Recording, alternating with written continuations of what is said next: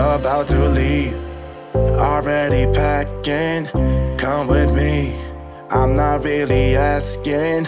We'll get away to a place where we don't know. About to see. So a little impromptu video today.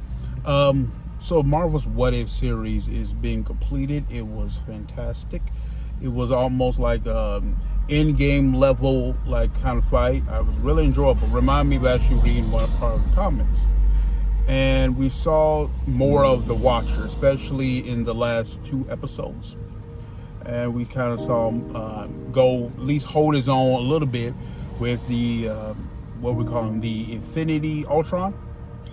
And so the series is done, and we got a little bit more an idea about how powerful the Watcher is. I mean, if he can fight somebody who has the Infinity Stones, that's pretty powerful. But I've noticed some comments, maybe not a whole lot, but some comments of frustration with the Watcher, because basically he watches and does not interfere. And you know, it got me thinking about someone who has been compared to a god. If you remember the Doctor Strange episode, someone who's on that level and therefore has the power to intervene. You know, it clear, like, morality wise, it seems that he's on the side of good than evil, or he will rather them win than not. But he doesn't interfere. You know, he lets the bad guys win in some cases. You know, Killmonger, we saw that one, the zombie apocalypse. You know, these are things that he probably could have easily stepped in and, you know, made improvements, intervene, you know, and saved, you know, who knows, countless lives, especially in the Stephen Strange episode, to where the whole universe is destroyed, but he didn't step in. So this is leading others to kind of judge his position in general, for him being watching, and for him not even intervening. So is the Watcher evil for not intervening? Would you? I posted this question on a kind of a Christian nerd group, and we know we had a little discussion about it. Some said no, he's not evil because people just want to shrug off personal responsibility. Others thought no, that he's not evil because that is what he's made to do. He's made to just watch and observe. The example I put forth of when you watch something like Animal Planet, or, you know, anytime you see an animal kill another animal for food, you say, we don't say that the lion or the wolf is necessarily evil trying to eat. But you can talk to the prey would thought maybe what the prey had sentience and thought, yeah, you know, you're evil for not stepping in. You know, there was remind me of that movie Jurassic World, where I believe the quote was, "Never asked for a monster." Monster is a relative term. To a canary, a cat is a monster. We're just used to being the cat. and so while the nerd in me finds nothing wrong with the Watcher, in fact, I like, because, you know, essentially he is like the best narrator. And yeah, I like it for him. I like when he intervenes at times. But, you know, the Watcher he's there. He's there for the importance of it. I get he's above it or beyond it, you know, interdimensional being. So I have no problems with the Watcher. So the nerd of me is cool with it. But I see some are not, because this is their first time to be interviewed by seeing this very powerful being on the level of possibly like Galactus and maybe above Thanos, you know.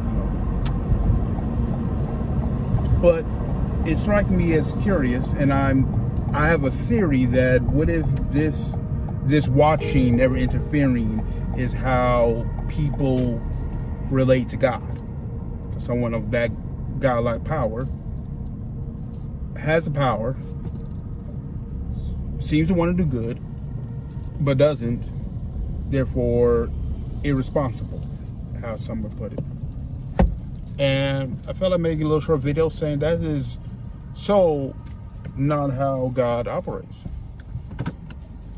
I think we can be angry about what God does and doesn't do, because we want that little snap, and all evil is eradicated.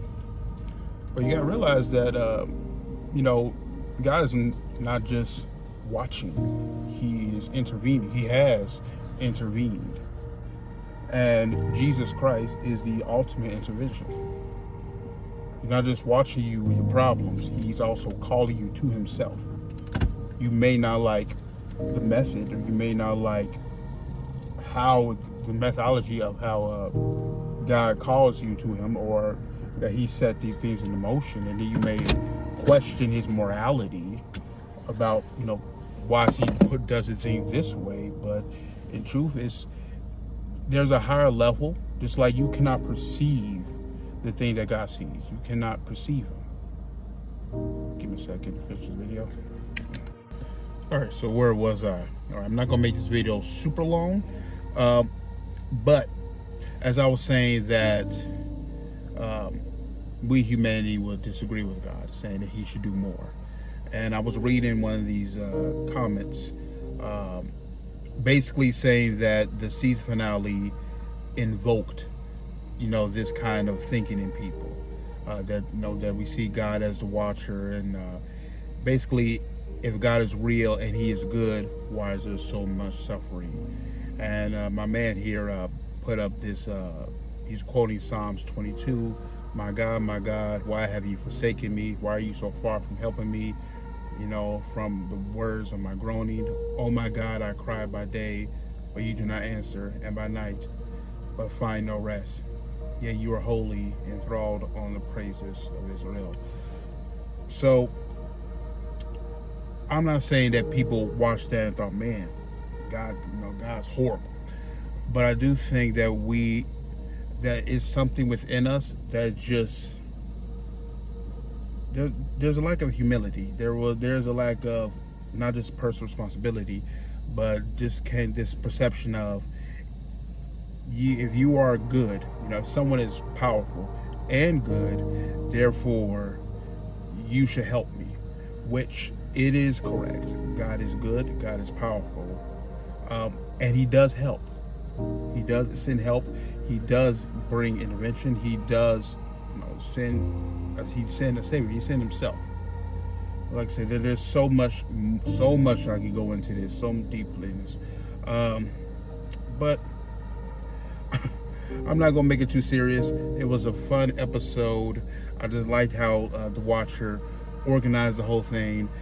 You can even compare a Judas to Killmonger. That's taking somebody who just overthink things. But I just want to say, if this is you, if you are struggling with faith, or you just the whole Christian thing about God not intervening the way that you would like, I'm just saying that that's a very common question. That's a very common complaint. Many believers have gone through this. We've all had, if God is so good, why is there suffering? It's not so complicated, but it is a very human answer. All right, I'm done. I'm gonna shut up. Nerd out. Is it too good to be true? I want this so much, but don't know if I can trust you. My mind's racing fast, trying to find the red flags I'm used to. All these green lights, are they coming too soon? Caught between red and the green.